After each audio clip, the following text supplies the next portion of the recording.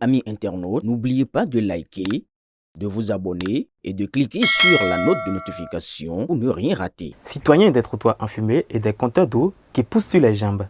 Bienvenue dans la nouvelle du trottoir. Au menu de cette semaine, nous avons un camion qui transforme l'échangeur de Godomais en barbecue géant, un compteur d'eau volé par des plombiers de l'extrême, un TikToker qui passe des réseaux sociaux au réseau pénitentiaire, un pasteur qui promettait la protection contre l'apocalypse et un père qui a confondu l'éducation et meurtre. Sortez vos mouchoirs ou vos pop-corn. C'est parti pour le grand déballage. On commence à Godomais avec le camion qui voulait réchauffer l'échangeur.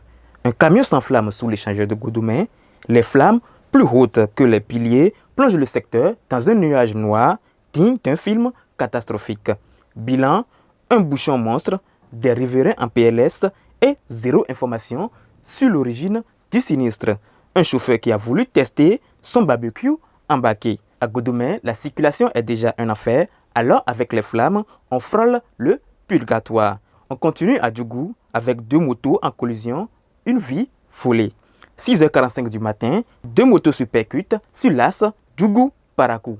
Bilan, une élève tuée sur le coup, deux écolières gravement blessées. Les riverains se mobilisent, les secours arrivent. Mais pour la jeune fille, il est déjà trop tard.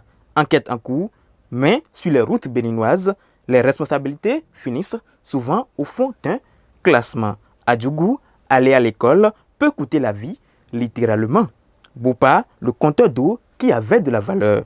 Une école privée de Boupa se fait voler son compteur d'eau pendant les congés de Pâques. Les malfrats, visiblement des plombiers de haut vol, ont démonté l'appareil avec une précision chirurgicale. Résultat, des élèves sans eau, un promoteur politique scandalisé et une question qui tue. Qui vole un compteur d'école? À Boupa, on apprend aux enfants que l'eau, c'est la vie. On est maintenant à Zé avec deux motos volées et une tenue militaire. Le commissaire d'Adjan récupère deux motos volées. La première, une Haoju 115, saisie à Gbeto. La seconde, une Wave S, découverte dans un ghetto, avec en prime une tenue militaire. Les propriétaires sont invités à se manifester. Les voleurs, eux, sont déjà en garde à vue.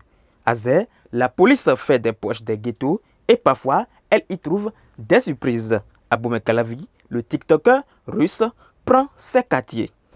Le TikToker russe passe de TikTok à la prison civile d'Abomey-Calavi. Motif, harcèlement via communication électronique. Ses spécialités, critique acerbe du pouvoir, sympathie panafricaniste et contenu bien tranchant. Résultat, un mandat de dépôt, un jugement prévu le 11 mai et un débat relancé sur la liberté d'expression. Sur TikTok, le russe faisait des vues. À la criette, il fera des années.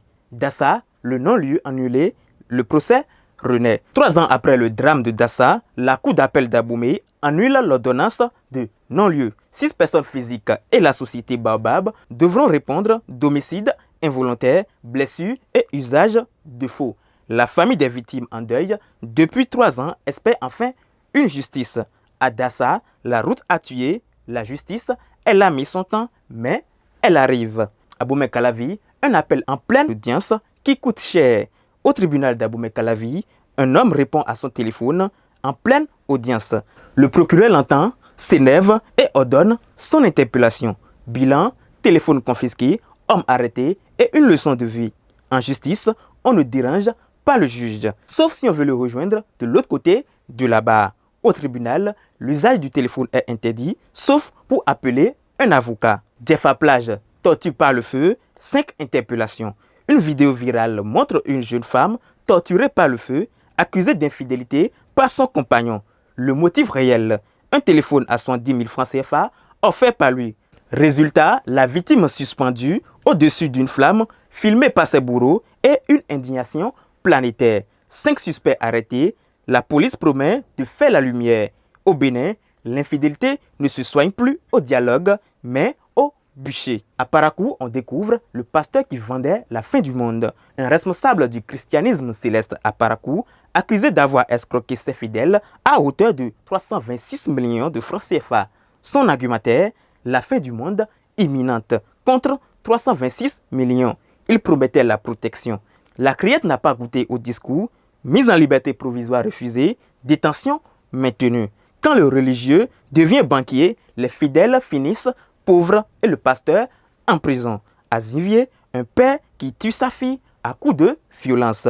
Une adolescente de première meurt sous les coups de son père à Abomey-Calavi. Le motif, une absence aux travaux dirigés. L'homme, après avoir frappé sa fille jusqu'à ce qu'elle s'effondre, tente d'organiser une inhumation express. La famille maternelle s'y oppose. Il prend la fuite. La police le recherche. À Zivier, la discipline parentale dérapée jusqu'au meurtre. Et voilà, chers amis des trottoirs en feu et des pasteurs apocalyptiques. Notre tour des roufaits de la semaine est terminé.